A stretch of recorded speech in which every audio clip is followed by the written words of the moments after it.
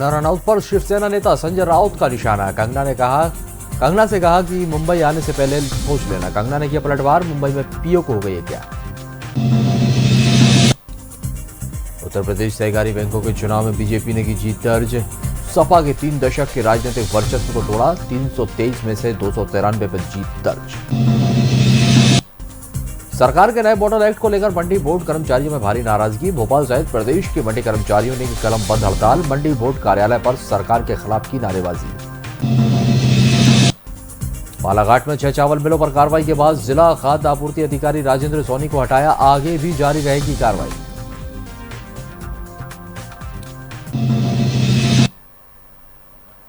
नमस्कार, बुलेटिन में आपका स्वागत है। मैं हूं राजेश सोनी। खबरों पर नजर विस्तार से।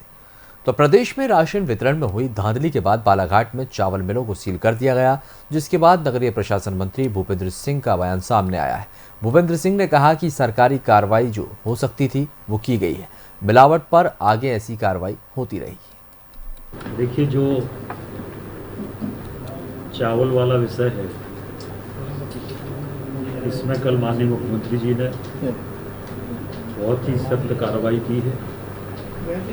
वहाँ के प्रबंधक को निलंबित किया गया है। क्या करूं, लाइट से ही तो चल रहा है। मिलर्स के खिलाफ एफआईआर हुई है और पूरी जांच के आदेश दिए गए हैं। इसलिए सरकार के स्तर पर जो कार्रवाई हो सकती थी वो सारी की सारी कार्रवाई सरकार के द्वारा की गई है। सरकार ने गंभीरता से पूरे विषय को लिया है। आगे और भी जो आवश्यक कार्रवाई होगी वो जरूर होगी। और सांवेर में प्रेमचंद गुड्डू के चुनाव कार्यालय के उद्घाटन पर सोशल डिस्टेंसिंग टूटने और भीड़ जमा करने के मामले में पुलिस की कार्रवाई पर कांग्रेसियों ने जमकर विरोध जताया। गुस्साए जीतू पटवारी ने कहा कि मैं पुलिस प्रशासन को चेताना चाहता हूं कि समय बदलने वाला है। यह सरकार मात्र 42 दिन की बची है। तुलसी सिलावट 8 दिन के और मंत्री बचे हैं। और साथ ही उन्होंने कहा कि जिन भाजपा कार्यकर्ताओं के रूप में कार्य किए वो लोग याद रखें, मैं थोड़ा सरल आदमी हूं, लेकिन प्रेमचंद गुड्डू की चक्की बहुत बारीक आटा पीसती है। आपको बता दें कि पुलिस ने मास्क नहीं लगाने और बिना अनुमति बड़ी संख्या में लोगों की भीड़ एकत्रित करने पर कांग्रेस के 34 कार्यकर्ताओं पर कार्रवाई की है।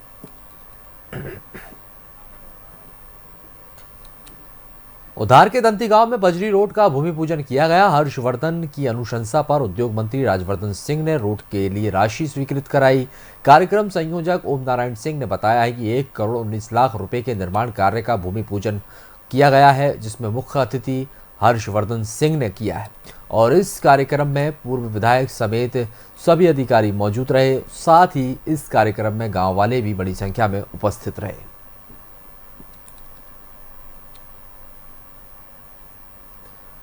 मध्य प्रदेश में हनी ट्रैप की मास्टरमाइंड श्वेता विजय जैन का जेलर के साथ मिलने की फोटो वायरल हो रही है। और जेल डीजी संजय चौधरी के खास माने जाने वाले जेलर के कुलश्रेष्ठ ने श्वेता जैन से अकेले में मुलाकात की। जेल का नियम है कि अकेले में किसी भी महिला आरोपी से नहीं मिल सकते। इससे पहले भी जेल अधीक्षक अदिति चतुर्वेदी ने आरोपियों की पैरोल से संबंधित फाइल बना दी थी। मामले के तूल पकड़ने के बाद चतुर्वेदी का तबादला कर दिया गया था। अब जेलर की मुलाकात के बाद jail DIG jail Sanjay Pandey मामले की जांच के लिए इंदौर पहुंच गए हैं।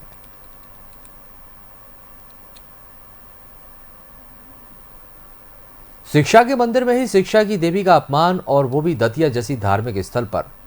इस तरह का कारनामा सामने आया है। आपको बता दें कि भांडेर महाविद्यालय के प्राचार्य ने कुछ माह पहले कॉलेज के प्राचार्य एस गौतम ने हिंदू देवी देवताओं पर अभद्र और अश्लील टिप्पणी की थी, जिसको लेकर दतिया एबीपी ने प्राचार्य को हटाने की मांग की है और मांगे नहीं मानने पर आंदोलन की चेतावनी भी दी है। वहीं प्राचार्य का पक्ष लेने पर पूर्व विधायक रक्षा सरोनिया को उपचुनाव में विरोध की चेतावनी दी। पुत्र होने चाहिए। कोई नहीं है। क्या है? क्या पता। सारस्वत नाम का लड़का है। अच्छा। इसका और इसकी शादी हुई थी बृहस्पति से। अच्छा। और फिर ब्रह्मा ने छुड़ा लिया। ब्रह्मा ने फिर अपनी पत्नी बना ली। ब्रह्मा की पुत्री है जो। हाँ। एक पुत्र हुआ था सारस्वत। और उसी के सारस्वत वंश में फिर संस्कृत के जो कवि हुए हैं बाण भट्ट कादम्बरी सुना, उनका जन्म हुआ है। इसी की पीढ़ी के हैं वो, शास्त्र अनुसार। ब्रह्मा की हमारे डिपार्टमेंट में तो कभी नहीं दी संस्कृत में। 2 मूर्तियाँ दी। मां सरस्वती के खिलाफ अभद्र टिप्पणी का प्रयोग करने वाले लोग आज भांडेर के अंदर पदस्थ हैं, जिन्हें संतराम सरोनिया जैसे लोग भांडेर लाते हैं और अभद्र टिप्पणियों का प्रयोग कराते हैं, लोगों को जाति में बांटना चाहते हैं एवं एक अलग माहौल भांडेर के अंदर करना चाहते हैं, जिससे समस्त जिले की विद्यार्थी परिषद आक्रोश में है, युवा आक्रोश में है, हिंदुत्व आक्रोश में है, जिन्हें भारतीय संस्कृति भारतीय सभ्यता नहीं पता है। ऐसे एसएस गौतम जैसे लोग आज भांडेर के अंदर प्रचार, अगर जल्द से जल्द एसएस गौतम को नहीं हटाते हैं तो मैं संतराम सरोनिया का विरोध करूंगा, विद्यार्थी परिषद विरोध करेगी। भोपाल के जौहरी होटल में 4 नाबालिग सहित 19 लोग हुक्का पीते हुए पकड़ाए हैं। हिंदू संगठनों ने होटल के हुक्का लॉन्च पहुंचकर 4 नाबालिगों को हुक्का और शराब पीते हुए पकड़ा है और वहीं संगठन के प्रमुख चंद्रशेखर तिवारी ने लव जिहाद के आरोप भी युवकों पर लगाए हैं। आपको बता दें कि कुछ मुस्लिम लड़के नाबालिग लड़कियों के साथ हुक्का और शराब की पार्टी कर रहे थे।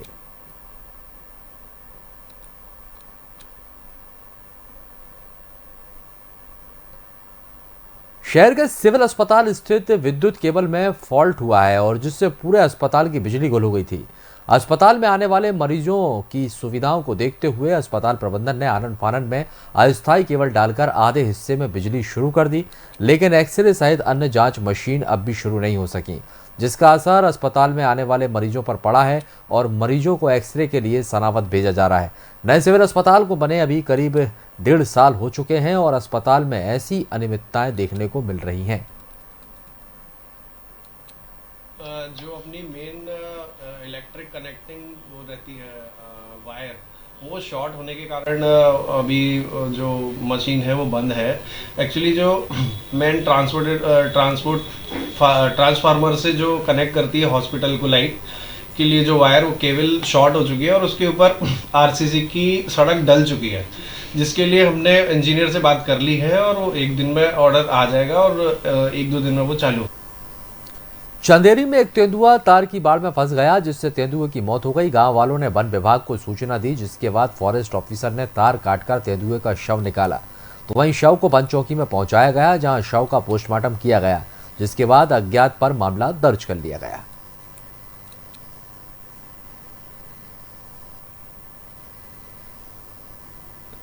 मंदसौर में 2 पुलिसकर्मियों ने खाकी को शर्मसार कर दिया। बीच चौराहे पर 2 पुलिस वाले शराब पीकर हुड़दंग करते हुए नजर आए और आने जाने वाले लोगों से अभद्रता भी करते रहे। वहीं वीडियो बनाने वाले को धमकाते रहे। पुलिसकर्मी हाथों में शराब की बोतल लेकर बीच चौराहे पर हंगामा करते रहे और जब मामला एसपी के संज्ञान में आया तो कड़ी कार्रवाई की बात भी कही और दोनों को निलंबित कर दिया। सोशल मीडिया के माध्यम से मुझे भी जानकारी प्राप्त हुई थी कि एक प्रधान आरक्षक ने कुछ अशोभनीय व्यवहार किया है। संभवतः ये भी था कि उनके हाथ में शराब की बोतलें भी देखी गई। प्रथम दृष्टया उनकी अनुशासनहीनता और कर्तव्य में लापरवाही के दृष्टिकोण में उसे निलंबित किया गया है और जांच के लिए दिया गया है। जांच उपरांत जो भी अनुशासनात्मक कार्रवाई होगी उनके विरुद्ध किया जाएगा।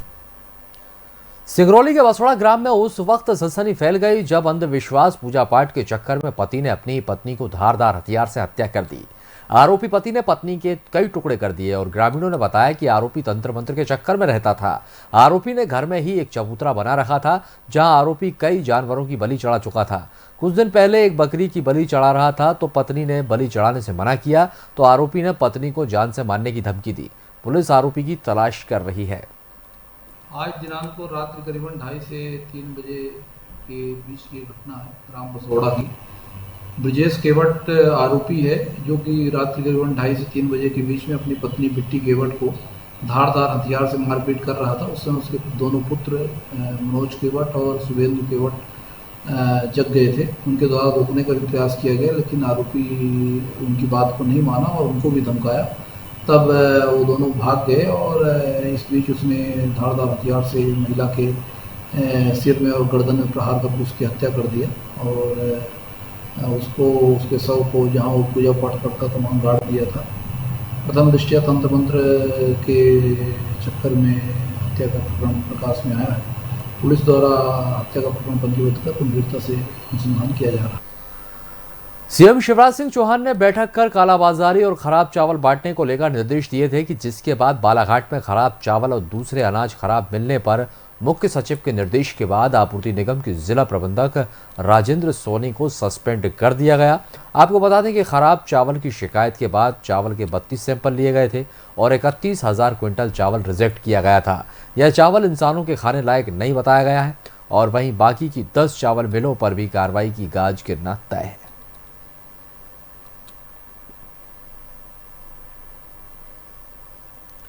उज्जैन के डीआरपी लाइन में एएसआई योगेश पांडे ने जहर खाकर अपनी जान दे दी और वहीं पुलिस के वरिष्ठ अधिकारियों का कहना है कि एएसआई पारिवारिक कारणों के कुछ दिनों से परेशान चल रहा था। आपको बता दें कि 2 महीने पहले एएसआई योगेश पांडे ने माधवनगर थाने के बाहर नशे की हालत में हंगामा किया था और मीडिया के सामने कहा था कि उन्हें वरिष्ठ अधिकारी प्रताड़ित करते हैं। तभी से एएसआई योगेश पांडे को ड्यूटी से हटाते हुए लाइन अटैच कर दिया गया था। हालांकि पोस्टमार्टम रिपोर्ट के बाद ही मौत के वास्तविक कारणों का पता चल सकेगा। एएसआई योगेश पांडे हैं जो पूर्व में यातायात में पदस्थ थे, वर्तमान में डीआरपी लाइन में पदस्थ हैं। आज इनकी सुबह जो है अपने निवास पर मृत अवस्था में मिला है उनका शव।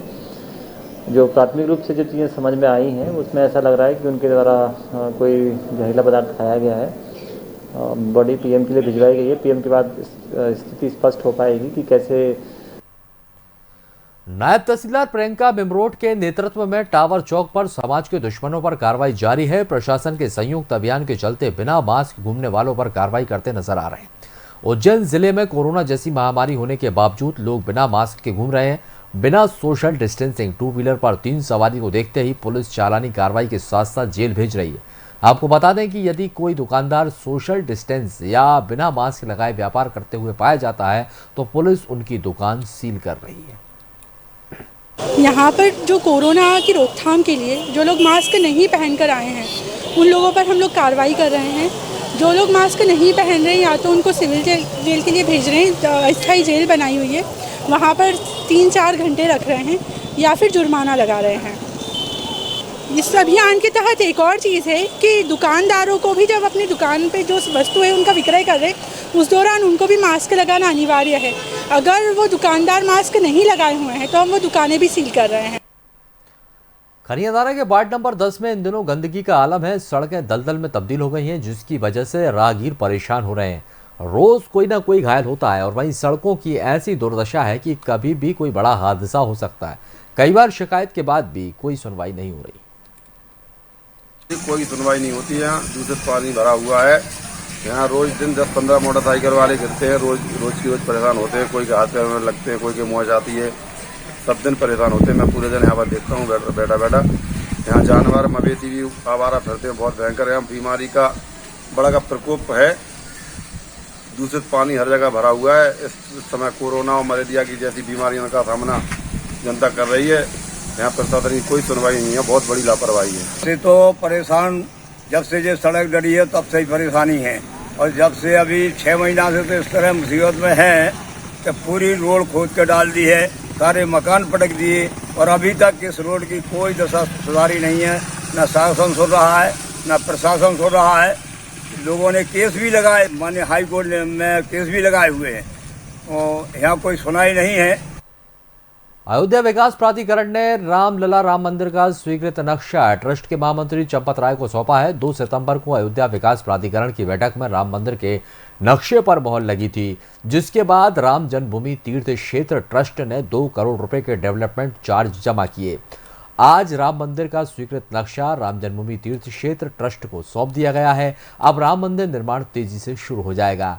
अयोध्या विकास प्राधिकरण में आज मीडिया के सामने राम मंदिर के स्वीकृत नक्शे को ट्रस्ट के महामंत्री चंपत राय को प्रदान किया है। विकास प्राधिकरण के उपाध्यक्ष डॉक्टर नीरज शुक्ला का कहना है कि राम मंदिर के नक्शे की सभी औपचारिकताएं पूरी करने के बाद ही अयोध्या विकास प्राधिकरण के बोर्ड में हुई बैठक के बाद नक्शे को स्वीकृत किया जाएगा।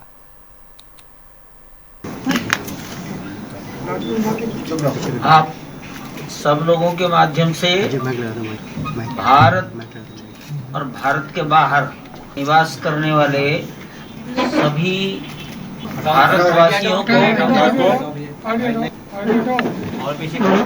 और राम भक्तों को सूचित करते हुए मुझे कि भगवान की जन्मभूमि पर बनने वाले मंदिर का मानचित्र अयोध्या विकास प्राधिकरण की बैठक में विगत 2 सितंबर 2020 को स्वीकार कर लिया गया है। और इसी के साथ हमारे खास बुलेटिन में फिलहाल के लिए इतना ही। मुझे दीजिए इजाजत और आगे की खबरों के लिए आप बने रहिए हमारे साथ।